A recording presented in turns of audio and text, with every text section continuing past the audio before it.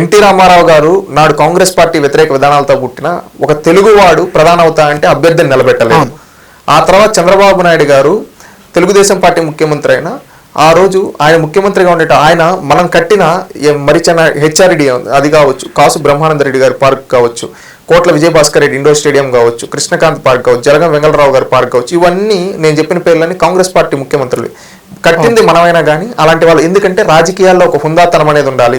ఈ రోజు మనం ఎవరం శాశ్వతం కాదు, చేసిన పనులు శాశ్వతం. వాటికి ఏంటంటే ఒకప్పుడు వాళ్ళు కూడా ముఖ్యమంత్రులుగా చేశారు కాబట్టి వాళ్ళ పేరు కూడా ఒక దాంట్లో ఉండాలి.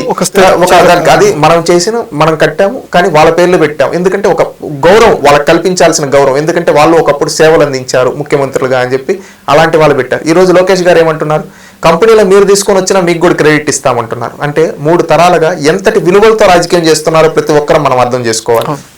ఇక్కడ వ్యక్తిగత కక్షలు ఏమి లేవు. తెలుగుదేశం పార్టీ ఏ రోజు వ్యక్తిగత కక్షలు వ్యక్తిగత రాజకీయాలు చేయదు. ఎప్పుడు కానీ తెలుగు ప్రజల కోసమే చేస్తుంది.